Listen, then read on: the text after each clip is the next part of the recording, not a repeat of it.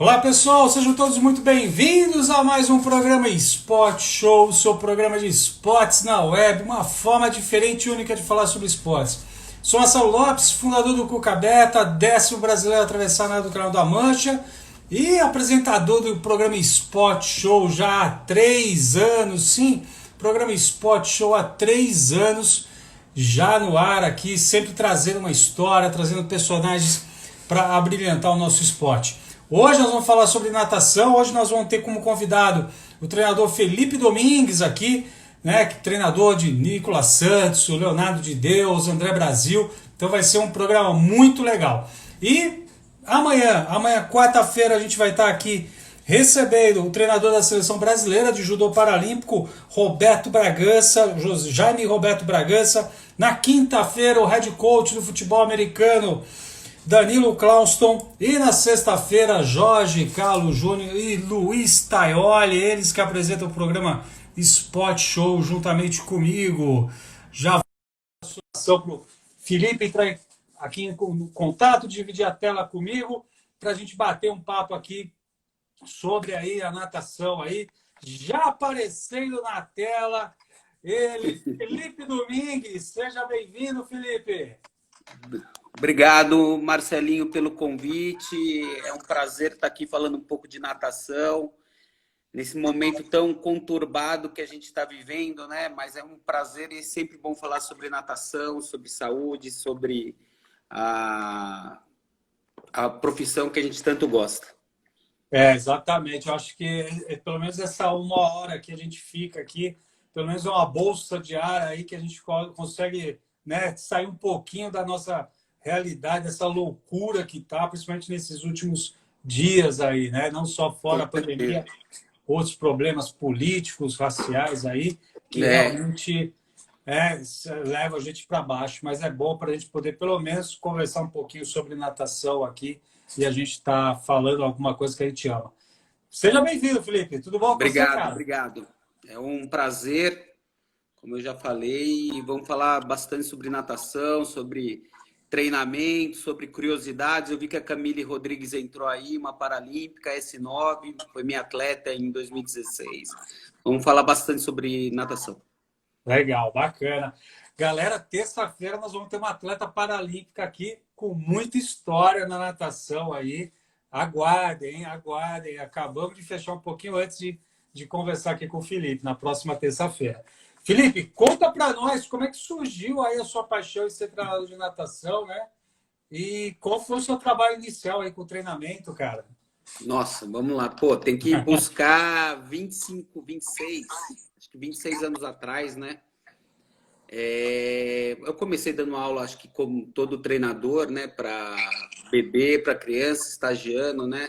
Fui um nadador bem mediano, né? Não sou muito alto. Então, mas eu sempre gostei de fazer esporte, né? Então, ingressei na educação física e aí eu conheci o Diego Lopes, da Tri Lopes, uma assessoria, trabalhava comigo na Munhoz e eu falei, pô, Diego, eu queria fazer um estágio sobre treinamento. Ele trabalhava, ele fazia estágio, eu era treinador do Petis, do Pinheiros, ele falou, pô, vai no Projeto Aqua falar com o Albertinho, né? E aí eu fui no Projeto Aqua, falei com o Albertinho, aí eu iniciei a minha carreira, né? Fui assistente técnico do Albertinho por uns 12 a 15 anos, até um pouco mais.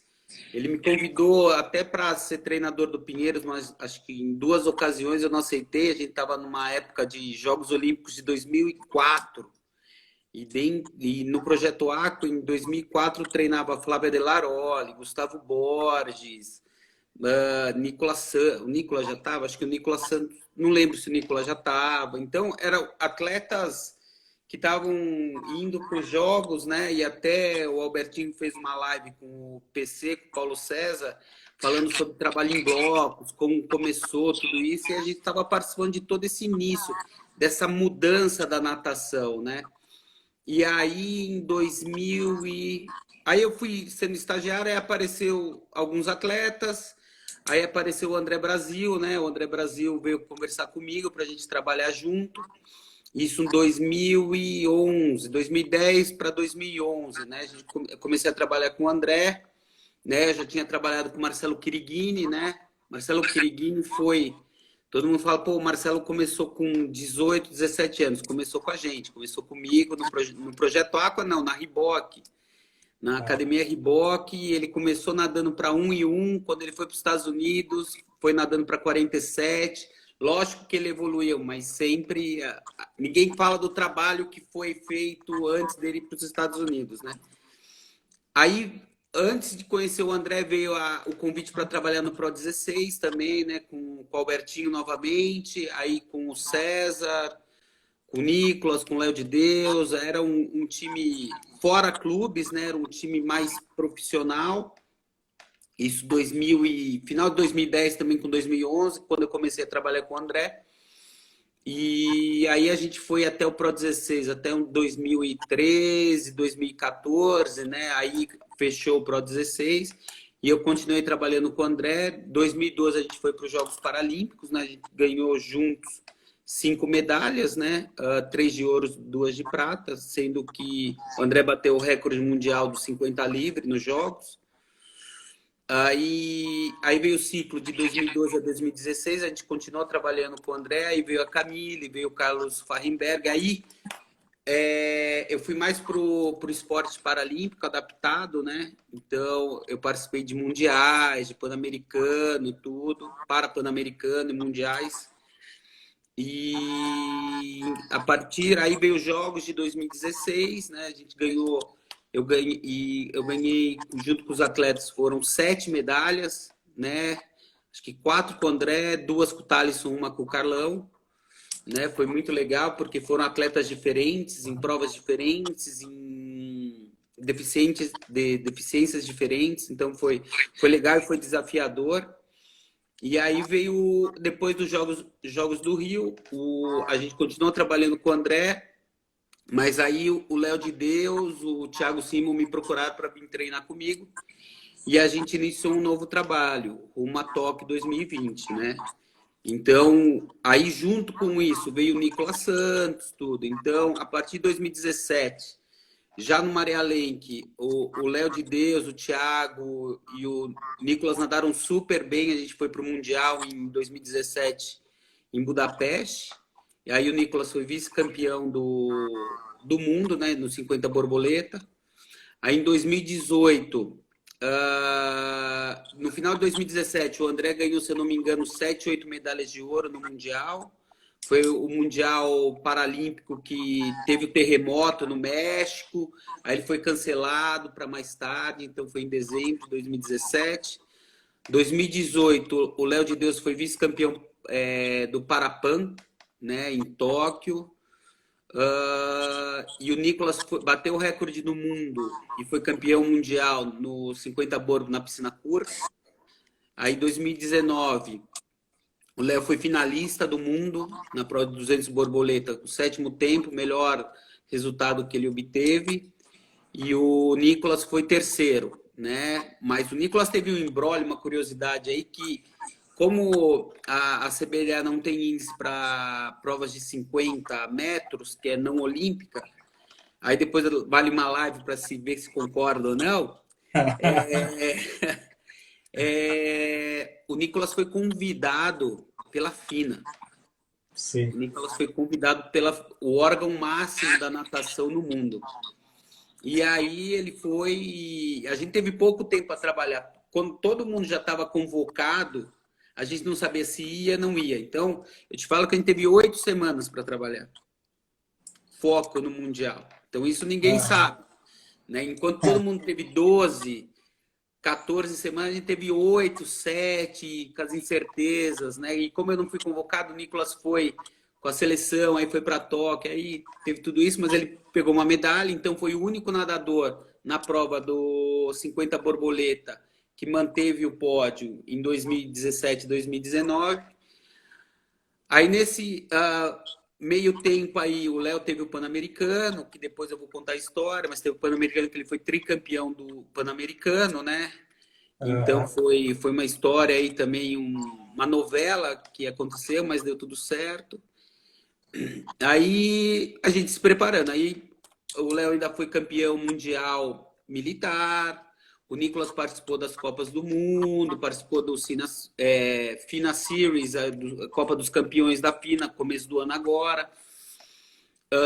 E a última competição que a gente participou foi no México, uma competição que sempre tem no ano. Aí foi o Nicolas, o Léo e mais alguns atletas do Brasil, e foi a última competição. Aí, a partir de março, aconteceu tudo isso, a gente estava muito bem preparado para a seletiva, a gente tinha todo um programa, a gente tinha viagem marcada para a Holanda, tinha viagem marcada para a Argentina, e foi tudo cancelado por causa da pandemia. É isso, é mais ou menos isso. Não, sensacional. E a galera sentiu que eu só consigo entrevistar o Felipe nesse momento que para tudo mesmo.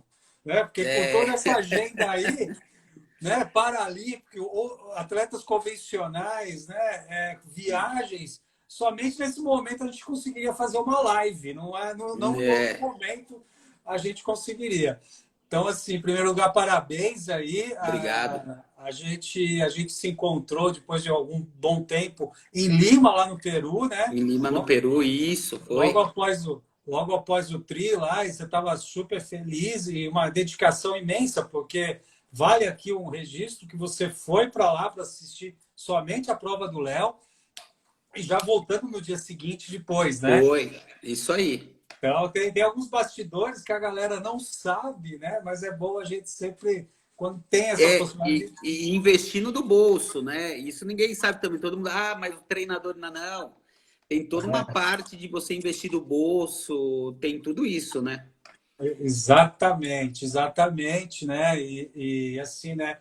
Acho que também vale aqui ressaltar que é aquela coisa que a gente vê de bastidor, e eu vou tomar a liberdade de contar, porque também você saiu com todo atleta que pegava o pódio olímpico ganhava um mascote, né, na premiação. Sim. E o Léo foi extremamente gentil com você e deu o mascote para você levar É para verdade. casa de recordação. Eu tenho, acho que depois eu até posso mostrar, acho que eu tenho uns 10 mascotes. Eu tenho uma medalha paralímpica que o André me deu. Que bacana. Então, a medalha da prova de 100 metros livre do André, ele me deu. O André sempre me dava uma medalha e o mascote. E o Léo me deu... Eu ganhei o mascote do Léo e do Nicolas também, já. Que bacana. Não, é legal a gente comentar isso, porque poucas vezes a gente fica sabendo disso, né? E é o carinho do atleta pelo treinador. Então, galera, eu estou aqui com o Felipe Domingues. Muita história, vocês vão ver que ele vai contar nesses próximos 45 minutos. Você que está aí, quiser mandar pergunta para o Felipe, fica à vontade. Eu, com meu óculos antes de pandemia, vou tentar ler aqui, vou tentar responder aqui e caminhar para ele aí. Tá bom, galera? Fiquem à vontade aí para vocês dividirem isso aí.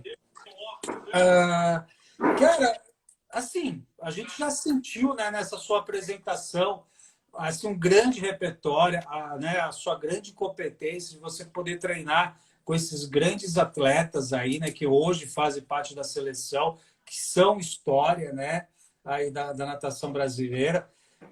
Nessa sua trajetória, assim, para compartilhar com a gente, que tem muito professor, muito treinador que assiste aqui a nossa live, quais foram os principais acertos que você teve aí na sua carreira para você atingir esse nível hoje aí de que você se encontra?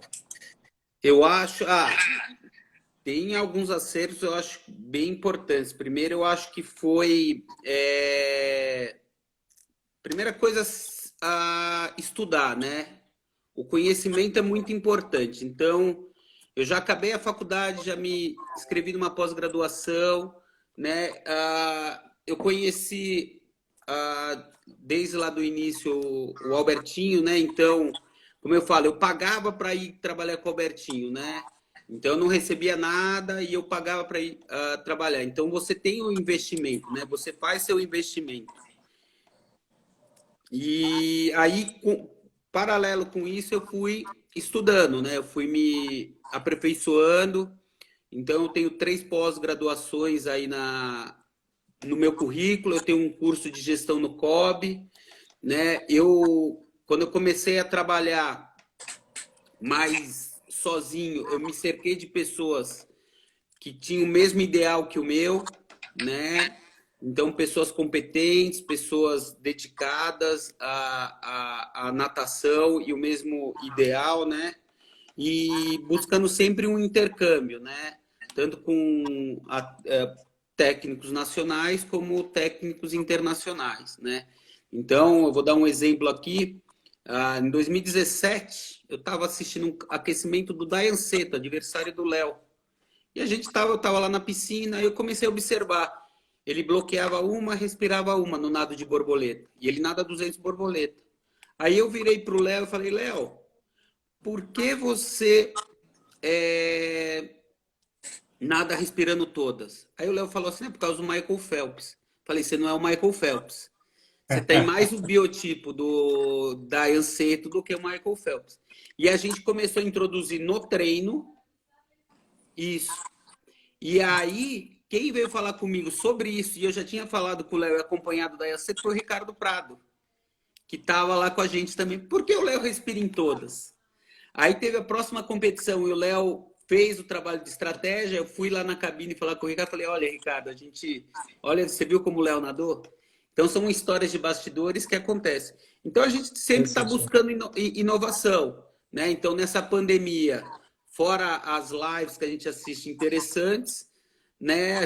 Eu assisti um curso de 6 horas aí, RTS, sobre biomecânica do movimento, né? Não dentro d'água, fora d'água, e a gente vai tentar colocar tudo dentro d'água, né? A gente investe em tecnologia, né? Então, a gente tem no treino um Aquanex, que é para medir a força de cada abraçada. Então a gente vai buscar o que tem de melhor e o que a gente consegue para trazer aqui para o Brasil.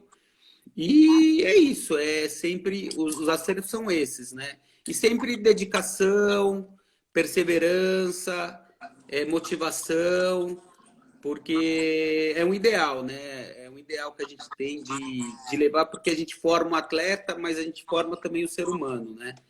Então, a gente tem alguns valores importantes que o esporte nos traz e isso faz mover montanhas, e eu acho que é isso. Essa é a ideia do nosso trabalho, né? O André Brasil entrou aí. Fala, Tá André. aí, tá aí acompanhando aí, seu discípulo aí está acompanhando. Um abraço para o André aí. A gente também se encontrou no Paralímpico uma vez, o André, Sim. e o André foi extremamente gentil, brincou com meu filho lá, nos poucos minutos aí que a gente estava lá conversando, foi extremamente gentil. Um forte abraço aí para o André. Amanhã nós vamos estar recebendo o treinador da Seleção Brasileira de Judô Paralímpico aqui, o Jaime Roberto Bragança, O aqui Jaime. conosco. Legal. Vai estar Muito aqui bom. com a gente, contando um pouquinho da história dele aí. Então, galera aí do Paralímpico aí, fique com a gente. Cara, você falou coisas extremamente importantes, né? Aqui alguns insights que eu anotei aqui. Essa questão do estudo, né? Que a gente fala muito, muito, muito. Pagar para trabalhar, né? Ou seja, ter um mentor aí, que acho que foi o Albertinho, nesses 10, 12 Sim, anos que teve com com você. certeza. A importância, né? Cercar, isso eu achei sensacional o que você falou, cercar de pessoas com o mesmo ideal, né? Ou seja, cercar de pessoas com a mesma causa, né? Que é Sim, diferente das mesmas ideias, né? Eu sempre defino isso. Quando você tem uma causa, é algo maior, né? Você pode até ter pessoas com ideias diferentes, que isso que questiona, porque ele nada toda respira e toda abraçada, né? Então, assim, mas com a mesma causa, a mesma vibe, a gente tem falado isso também aqui no programa, né? E observar, né? E aprender com os adversários, né? Isso é com certeza. impressionante. Essa questão que você falou, num aquecimento com o Daia Seco, talvez você tenha mudado todo o seu programa aí de treinamento e de resultado também, a gente não sabe, mas isso é muito interessante, né? Da gente poder estar observando e aprender. Isso aí faz parte de quem é curioso, né? Quem quer sempre dar um passo à frente. Então, Eu acho que a curiosidade é que move a gente também, né? sem Eu acho que o dúvida. cara curioso, ele vai longe, né? Eu acho isso muito importante. Ó, o Fabinho entrou aí também, grande Fabinho. Treinou Isso. comigo 1 aninho e meio aí, gente boníssima. Fábio Muito bom. Santi. Fábio E Sete, eu, grande.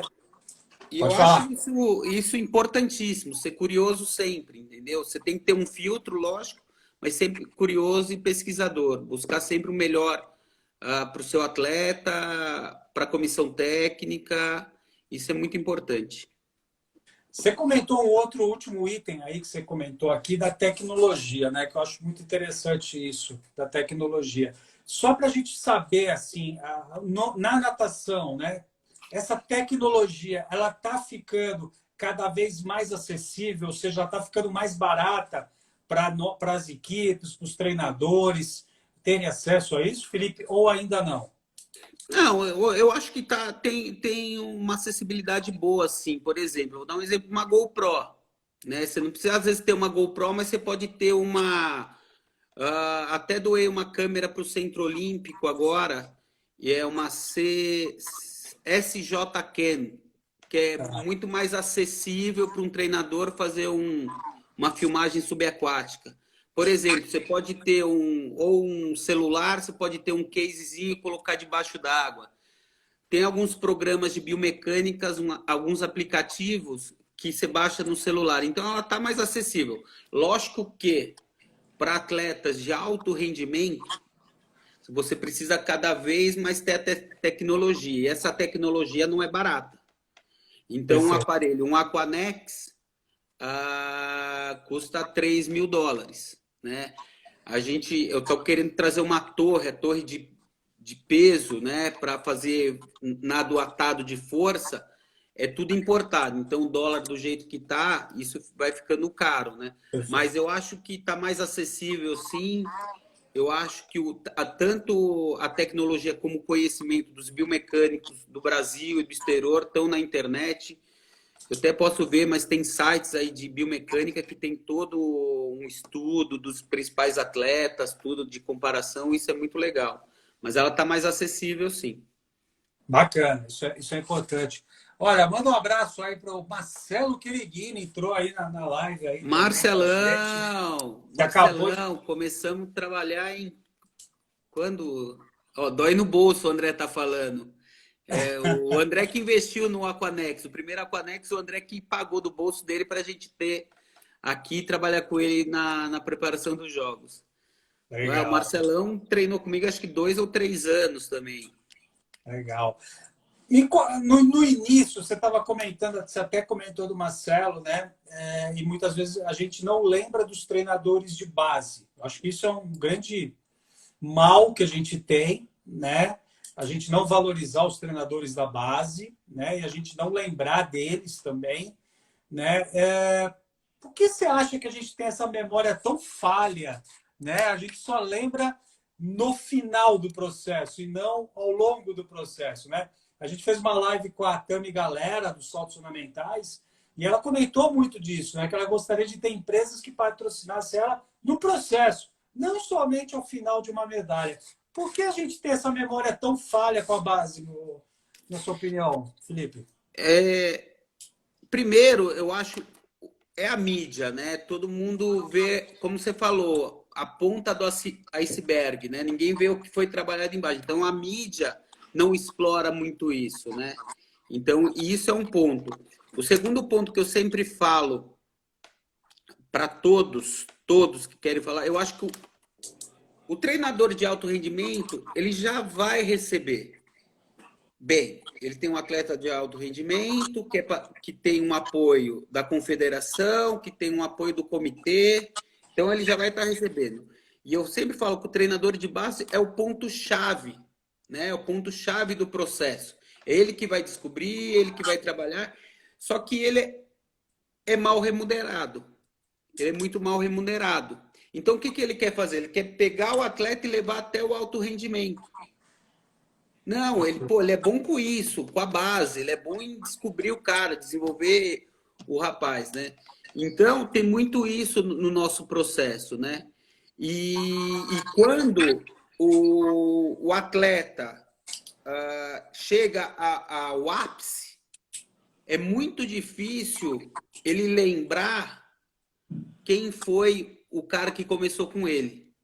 Né? São poucos atletas que falam, pô, eu trabalhei muito com o cara, ele é responsável, ele me descobriu, foi por causa disso, disso, disso.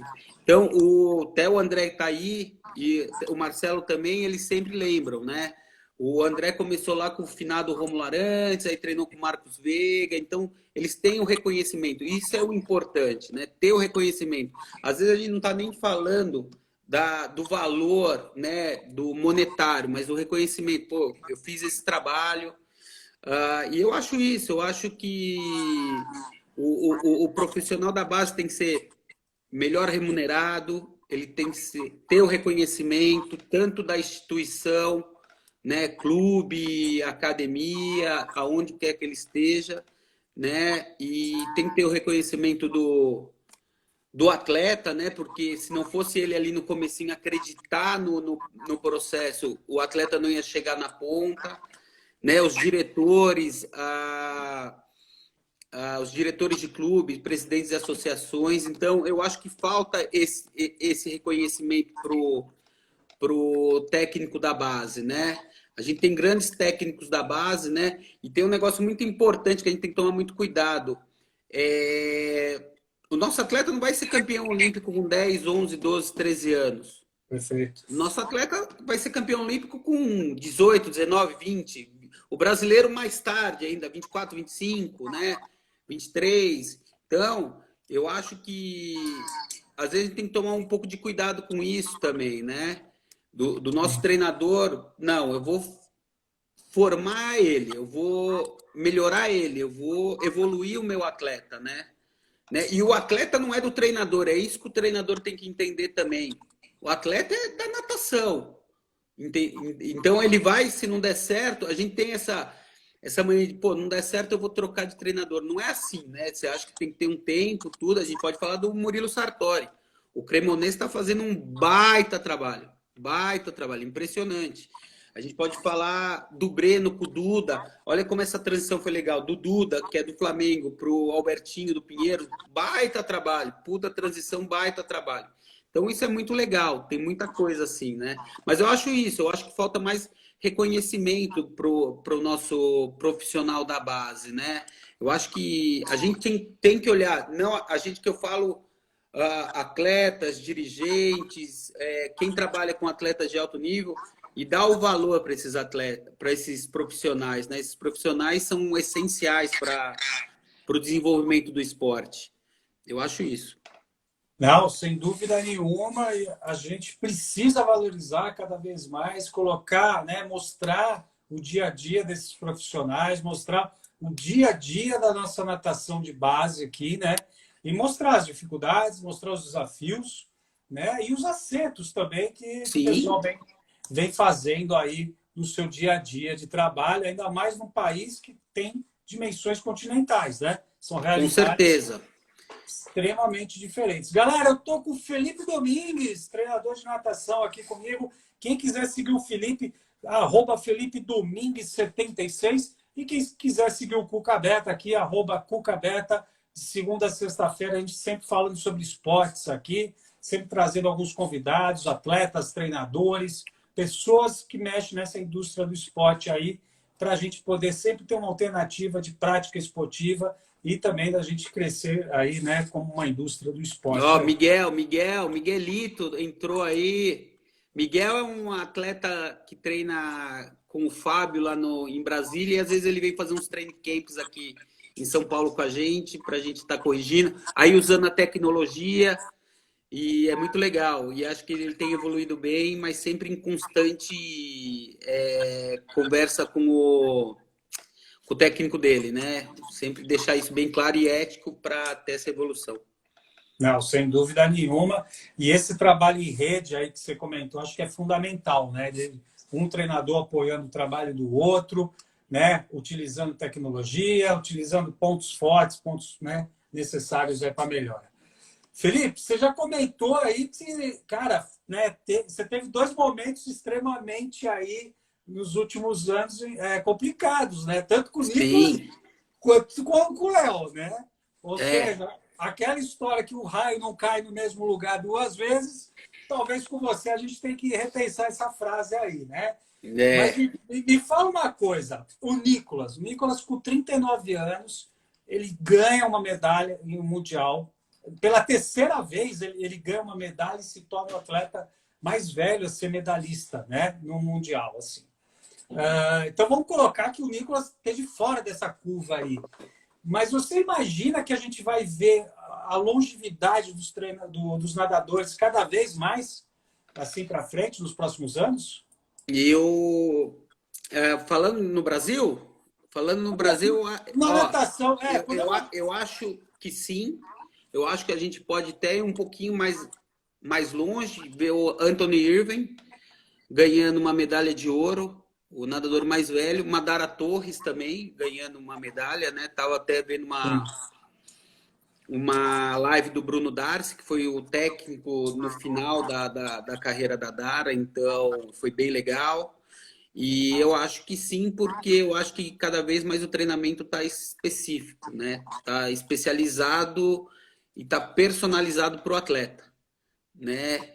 Eu acho que e isso fez com que o Nicolas, nesses 3 últimos anos, estivesse nos principais pódios de todas as competições importantes do mundo. Tanto os 2 mundiais de piscina longa como o mundial de piscina curta, e foi o único nadador a ganhar 5 vezes a Copa dos Campeões da FINA, né? Ele foi o único nadador que ganhou todas as etapas que já teve no mundo.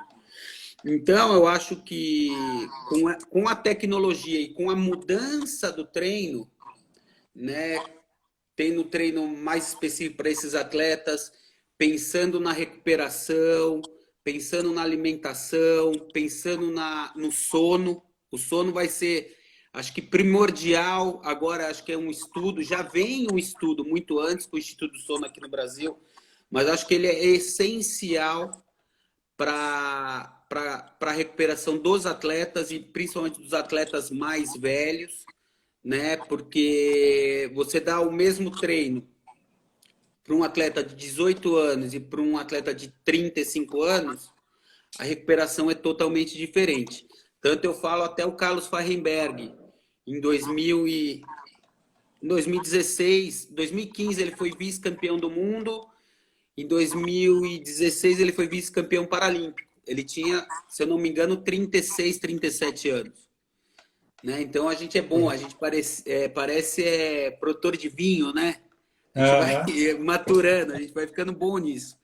Então eu acho que a natação brasileira tem muito disso. E tem muito disso por causa do sistema também de clubes, né? Do sistema que paga o atleta. Então, o atleta, se o atleta tem potencial, ele continua recebendo, então ele vai prolongando a carreira dele.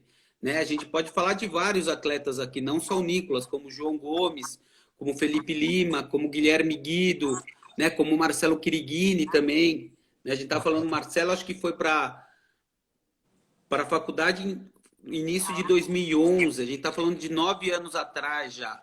Ele tem 27, 28 anos. Então, e tem mais um ciclo olímpico aí, né?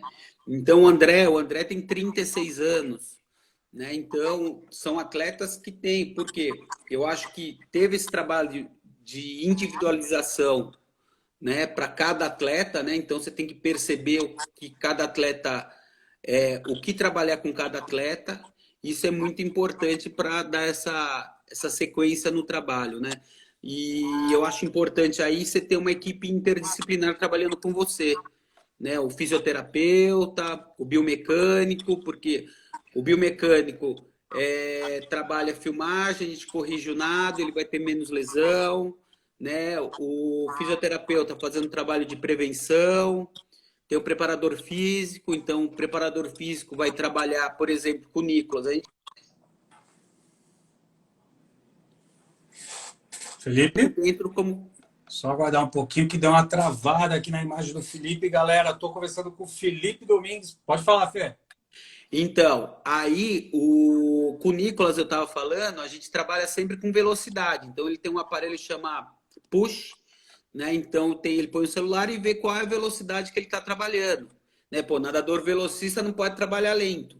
Independente da carga, ele está sempre puxando o mais rápido que ele conseguir, né? Que mais? Tem o nutricionista, né? Tem o psicólogo. Estava lendo até um livro daquela psicóloga do Bruno, da Ana Marcela, chama Léo. Vale a pena, pessoal. É sobre nadador, quem gosta de natação, vale a pena. E fala isso também, né? O treinamento mental, né? Eu acho que a gente evoluiu muito nisso, mas pode ir mais e mais, né? Então, eu acho que esse trabalho, esses profissionais, tudo interligados, interdisciplinados aí, eu acho que a gente consegue desenvolver um grande trabalho e a vida do atleta no esporte vai durar mais, cada vez mais, né?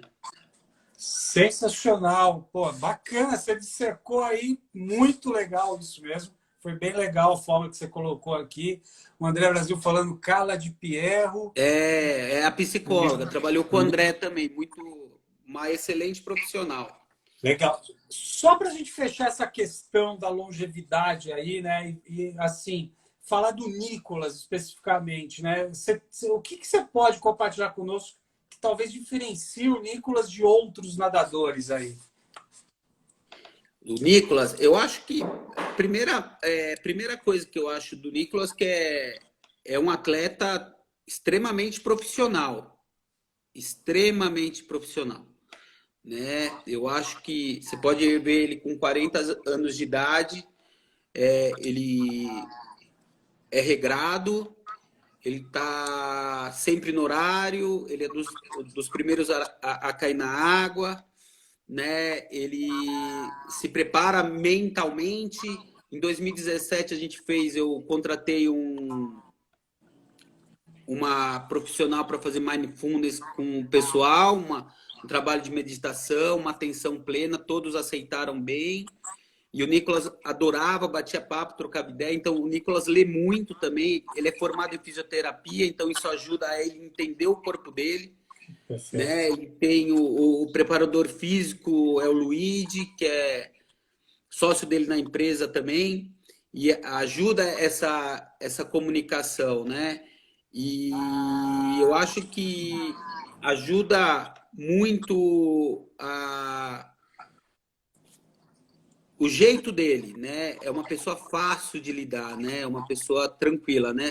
E o que a gente mudou do trabalho que ele desenvolvia anos atrás para ele dar esse salto, ele bater recorde sul-americano, ele melhorar as marcas com 38, 39, 40 anos de idade, foi o trabalho técnico, né? A gente tirou o volume que não servia para nada, que deixava ele lento, e a mecânica falha, e colocou trabalho técnico com mais velocidade e diminuiu o volume do treino, né? Então é um volume intenso, né? Se trabalha um ou dois treinos a menos que o restante do pessoal, e Perfeito. aí ele começou a evoluir, né? A gente trabalhou, aí a gente pegou, filmou e secou a prova dele, né? A gente fez passo a passo na prova dele. E aí a gente, Nicolas, melhora nisso, melhora nisso. E ele vai respondendo. Então a gente vai falando, ele vai respondendo, vai melhorando e a gente vai passando para o próximo passo, no próximo passo. Então isso foi o grande, acho que, sacada do trabalho com o Nicolas foi isso, né?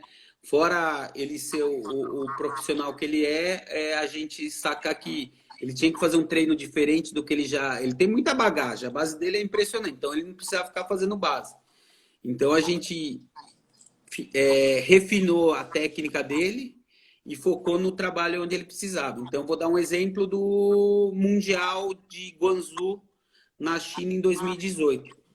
A gente sabia que o adversário do Nicolas seria o Charles Leclerc, o sul-africano. E aí a gente sabe que ele virou, o Charles Leclerc vira e vem no trabalho submerso no segundo 25. Então o que a Perfeito. gente evoluiu? Evoluiu nesse ponto. A gente sabe que o Nicolas tem uma boa saída, uma boa virada, só que ele tem que evoluir nesse ponto. Então a gente foi cronometrando. Como eu falei, vamos dissecando a prova, foi cronometrando.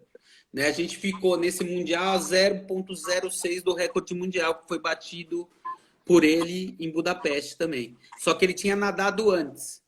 Ele estava no Mundial, ele não estava tão fresh, tão descansado como ele estava na Copa do Mundo. Se ele Perfeito. tivesse descansado no Mundial, acho que ele bateria o recorde novamente. Perfeito. Sensacional, galera. Isso aí, eu tô com o treinador Felipe Domingues, o coach Domingues aí, Coach falando com a Domingues. gente. Já entregaram aqui, já dissecando É. o Nicolas aqui, a prova do Nicolas, falando um pouco sobre natação aí. Muito legal, uma forma bem didática aí, galera. E com certeza, essa questão que ele falou do Nicolas aí, galera, depois vocês vão lá no IGTV que vai estar salvo isso aí. Salve e mostre para os seus alunos, seus atletas aí das equipes menores aí, que com certeza é uma explicação muito, muito, muito assim, inspiradora realmente para que o que acontece com o Nicolas até hoje, com 40 anos de idade, consegue dar resultados a nível mundial. Aqui está o Pepeu. O Pepeu é um atleta meu, treina com a gente, ele nada por Portugal. Ele está falando aqui, eu não estava no Mundial, por isso não rolou o WR, né? Ele estava em Budapeste, ele estava com o Nicolas na Copa do Mundo, aí bateu o recorde. Sensacional, sensacional. Essa resenha da natação é fantástica. Antes da gente prosseguir aqui, Felipe, tem uma pergunta do Fred Teixeira, treinador do Vasco da Gama, que já passou aqui pelo programa. Como é que você avalia a relação entre os grandes clubes e os treinadores personalizados, ou seja, os polos aí de treinamento? Eu vou falar do meu caso, né? Eu sempre já fui convidado para trabalhar em clubes, nunca quis, né? Por N fatores, mas eu sempre me dei muito bem. Me dou muito bem com o Unisanta, com o Márcio, né, Latuf, com o Gerson, com a diretoria, com o João, que é diretor Carroza, né? Eu acho que é um caminho. Eu acho que o clube ele não consegue, absorver todos os atletas. E ele não consegue trabalhar com muitos atletas e ter um trabalho muito específico para cada atleta. Então, acho que o treinador de fora do clube, o treinador de polo pode ajudar o clube a ter esse trabalho com mais qualidade ainda, né? Então, eu acho esse ponto. Ele pode ajudar o clube, né? Ele pode fazer esse intercâmbio com o clube, né? A gente não está competindo contra o clube. Nós somos um parceiro do clube, né? É isso que nós, treinadores que não estamos no clube, tem que entendermos, e os clubes também. A gente não compete com o clube, a gente é parceiro do clube. Então, se eu desenvolvo, o atleta é campeão mundial, quem vai receber do clube qual? Do Unisanta, do Pinheiros, do Minas, do Vasco, do Flamengo. É o clube também. É o clube que também tem esse nome. O nome do clube vai junto com o atleta, né? Eu acho isso. Eu acho que tem que ter essa parceria. Acho que todos têm que entender que é uma parceria. Não é um jogando contra o outro, né? Então, isso é importante. No meu caso, é uma parceria super saudável com o Márcio, que é o head coach do Unisanta, e a gente dá super bem, né? A gente troca ideia. Eu acho que é importante ter essa troca de ideia com o treinador dentro do clube, fora do clube. Isso é muito importante. Sensacional. Galera, com o André não, que eu já ia falar com o Felipe Domingues aqui. O André Brasil falou dos livros do Phil Jackson, tem o Cesta Sagrada, os 5 Anéis, aí, 11 Anéis. Muito bacana aí, galera, para vocês lerem aí. Realmente é uma indicação muito boa aí dos livros aí que ele deixou aí com a gente, galera. Conta um pouquinho para nós aí agora, de novo, né? Você teve... Como foi você, né? De novo, né? Você teve essa preparação conturbada com o Nicolas e logo em seguida você tem uma outra, né, preparação bem conturbada com o Léo de Deus, né? Aí, como é que foi essa parte da resiliência sua e também como manter a motivação do atleta, né? O foco do atleta, né? Dentro da piscina, porque a gente sabe, a gente precisa ter um foco 100% no que a gente está fazendo, se a gente quiser reproduzir com qualidade, né? Vamos lá, vamos partir do início de 2019. O Léo, na preparação de 2019, ele teve uma lesão nas costas, né? Ele estava fazendo um remo escondido né? Tava treinando um pouquinho a mais e fez o movimento errado, né? Não é que é escondido, ele até me falava, mas eu não acompanhava de perto. E Aham. não precisava fazer a mais, ele queria meio entrar em forma muito rápido. E aí ele teve uma lesão nas costas, né? E aí a gente foi ao médico, a gente fez o trabalho de fortalecimento e a gente foi para a seletiva, Maria Lenk, no Rio. E ele nadou, a gente estava tentando a vaga no 200 livre também, no revezamento. E ele deu a saída, ele já sentiu as costas, né? Tanto que ele nadou e depois ele nadou a eliminatória, até que se sentiu bem, depois a gente foi nadar, acho que a final, se eu não me engano, foi nadar o revezamento. E aí ele sentiu muita dor nas costas. Ele não conseguia sair, não conseguia nada, e a gente tinha a prova do 200 borboleta, né? Que a gente se preparou para a prova do 200 borboleta. E aí, pô, chamamos um fisioterapeuta, o Rafael, né, que estava com a gente no Unisanta, e a gente fez um trabalho, aí a gente vai falando, Léo, como é que tá? E o Léo, tô melhorando, tô melhorando, tô melhorando. Mas aí chegou o 200 borboleta e não foi o que a gente queria, né? Sentiu dor nas costas de novo. O borboleta também trabalha muito essa região das costas, lombar, então faltou manter o corpo em cima da água. Ele veio meio se arrastando, meio cavalo marinho no final da prova, todo mundo pegando. Eu falei, nossa senhora. Só que a gente tinha o 200 costas, que não exigia tanto das costas. E a gente foi com tudo para tentar o índice pro Mundial e pro PAN. Aí a gente conseguiu o índice do Mundial e aí ficou meio o critério estava meio duvidoso, posso falar assim. Perfeito. E aí começou o imbróglio. O Léo falando que a vaga era dele, acho que o Vilarinho falando que era a vaga dele, e o Léo Santos falando que era a vaga era dele. E aí o Léo, pensando nele, lógico, mas também na seleção, ele falou, pô, eu vou entrar aqui num processo para a gente garantir que eu possa ir ou não. Quem vai determinar é a justiça. E a justiça determinou que ele não iria. Que ele iria para o Mundial e não iria para o PAN. Só que nesse meio tempo, e como o Brasil não tinha, acho que, feito a lista larga, que é a lista grande, e só o Léo tinha entrado porque ele entrou com o processo, nesse meio tempo, o Gabriel Silva foi flagrado no doping. Então se abriu uma vaga. E já tinha um nadador. E como o Léo era o único nadador que estava na lista larga, quem foi convocado foi o Léo. Então, e acho que ele estava no Mundial, se eu não me engano, nessa época. Então ele classificou na semifinal com quarto tempo para ir para a final. Aí na final ele não. Ele nadou, foi o sétimo melhor tempo do mundo, mas eu acho que ele poderia ir mais. Eu acho que teve muito esse trabalho. Pô, vou para o Pan-Americano. Acho que o foco do Léo era o tricampeonato Pan-Americano. Acho não, tenho certeza. Era o tricampeonato Pan-Americano. E depois que acabou o 200 costas, eu longe já mandava o treino para ele, né? E até o Vanzella, o técnico da Etienne, falou: pô, eu nunca vi o Léo tão dedicado.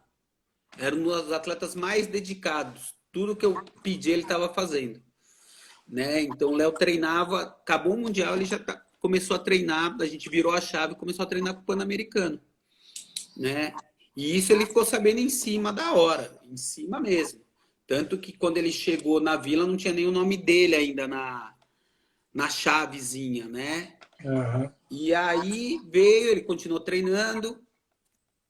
E aí eu peguei um voo e fui para Lima. Acho que eu cheguei um dia antes da prova dele, ou 2 dias, acho que um dia antes.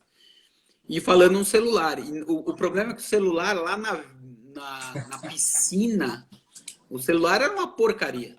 Não pegava o sinal, tentando falar com ele, tentando falar com o fisioterapeuta, tentando falar com o Thiago, e não pegava nada, né? E aí eu encontrei os pais deles estavam lá, e a gente falou, pô, passa forte.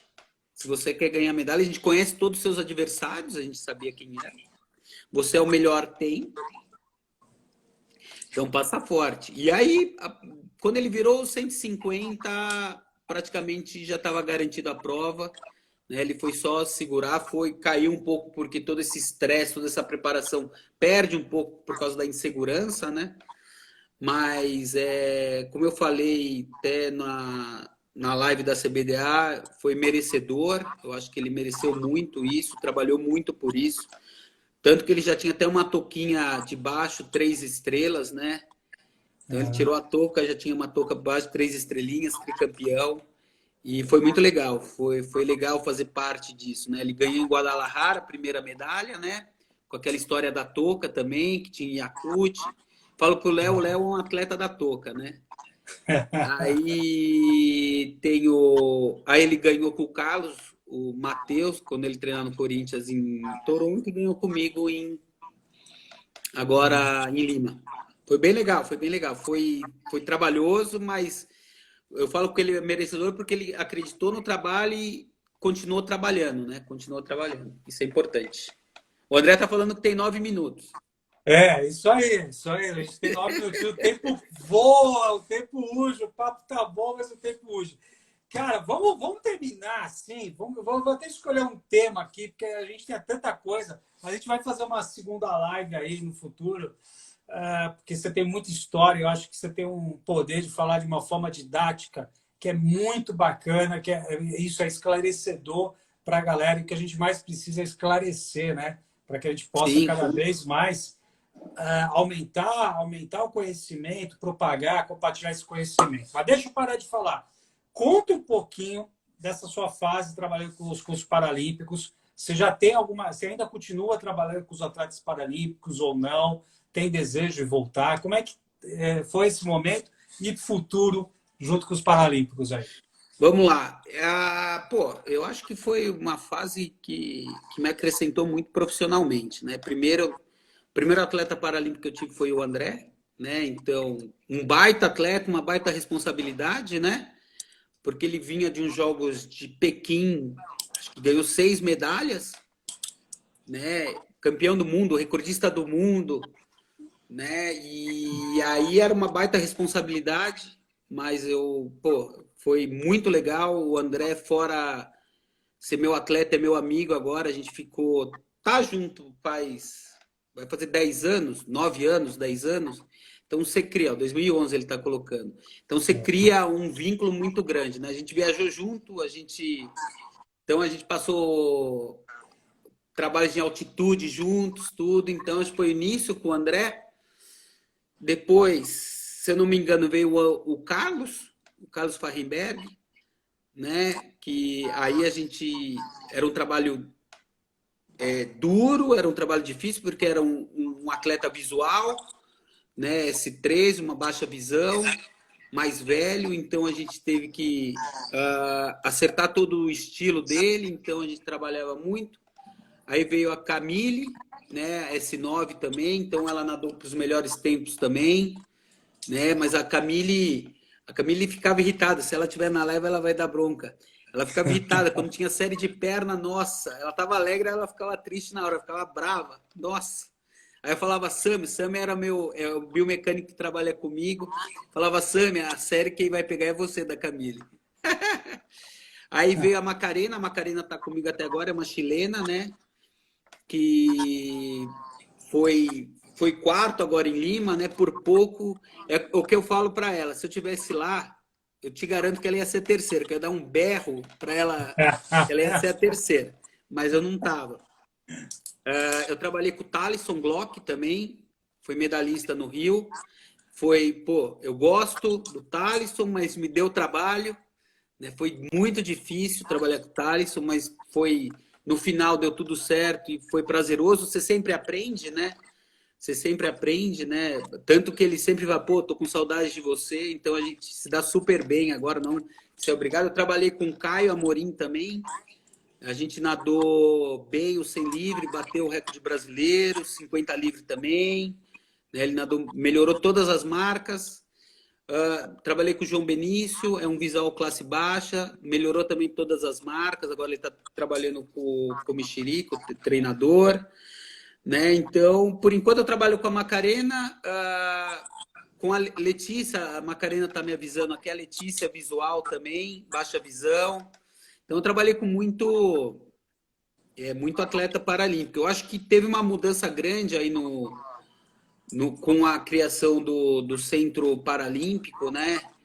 Então, a gente que trabalha assim com atletas específicos, fica mais difícil porque os atletas, o comitê chama para o centro de referência, né? Então, fica mais difícil trabalhar com os atletas. Mas se tiver oportunidade, lógico, até a Mariana Gesteira, um tempo atrás, veio falar comigo, tudo. Mas se tiver uma oportunidade, com certeza eu vou trabalhar com Paralímpico, sim. Eu acho que que ninguém entende muito sobre o alto rendimento paralímpico e realmente eles treinam para valer, né? Não tem diferença no treino. A gente tem que respeitar a deficiência de cada um, mas o treino é alto rendimento sempre, visando a performance, né? Não é coitadinho, ó céus, ó via, não. É sempre visando a performance do atleta. O bem-estar, lógico, em primeiro lugar, mas visando a performance e o resultado do atleta. Se a gente tiver isso, vai ser ótimo. É isso que o comitê espera, é isso que o clube espera, é isso que todos esperam, né? Não, sensacional. Você acha que já é a quarta pessoa que passa pelo programa e fala exatamente essa mesma frase. O professor Sandro Rodrigues, que foi chamador da seleção de futebol de cinco, Sim. né? O professor Alessandro Tozin, do Goalball, também, que já esteve aqui conosco. Você hoje também já vindo falando isso, né? Então, realmente, a gente entende isso já hoje do Paralímpico aí. Tem uma pergunta aqui do próprio André, perguntando para você como é que era treinar ele, que ele era chato no treino. Ele estava falando aqui. O André. Não, eu acho que a gente se deu muito bem. Lógico que são 9, 10 anos de trabalho juntos. Lógico que a gente sempre teve sempre algumas, não discussões, algumas, pô, André, não faz isso, não faz aquilo. Às vezes ele abusava um pouco na alimentação. Vou contar até uma história. Em Flagstaff, eu fui com o André, mas fui eu, o Carlão, o Thales e o André, preparação final para os Jogos do Rio. E eu sempre pedia para o comitê me deixar num hotel que tenha cozinha. O porquê? Você não via esse pessoal comendo, Marcelinho. Era impressionante o que eles comiam. Então a gente sempre cozinhava, porque lá em Flagstaff é uma universidade e é tudo livre. Você conhece a Universidade Americana. Você vai no refeitório, é pizza, é hambúrguer, é tudo livre. E eles, vida de atleta é muito regrada, às vezes eles não têm noção disso. Mas, foi um prazer trabalhar com o André. Trabalho ainda, né? Ele está nesse processo um processo de reclassificação, né? Ele saiu do esporte para as provas de crawl, borboleta e costas. Ele está no SB9, que é do peito, mas ele está com um processo na Alemanha. Eu acho que se der tudo certo a gente volta a nadar. Eu falei para ele, vamos treinar para o peito para a gente fechar Tóquio 2021 agora, né? Mas ele não gostou muito da ideia. Mas a gente foi campeão pan-americano em Guadalajara no 100 peito. Bacana, muito bom. Cara, 1 minuto e 21 para a gente terminar aqui a nossa live. Eu queria pedir para você deixar uma mensagem para a galera aí. Tem muito atleta que está assistindo você, também treinadores e outros estudantes mais para frente. Você tem 1 minuto e 10 aí para deixar uma mensagem final aí para a galera, Felipe. Primeiramente, Marcelinho, eu queria te agradecer, né, pela essa oportunidade, né? Eu acho que é importante a gente estar falando do nosso esporte, né, do nosso trabalho, né? Eu acho que da dedicação de todos, né? Não só treinador, como atleta, como dirigentes, como o staff, a preparação física, né? E nesse momento difícil, eu acho que é importante a gente se capacitar, é importante a gente se unir, né? E é importante a gente ficar bem com a gente mesmo, né? Com um trabalho de meditação mental, um trabalho físico, né? E cuidar dos familiares, do próximo, né? Eu achei muito importante isso.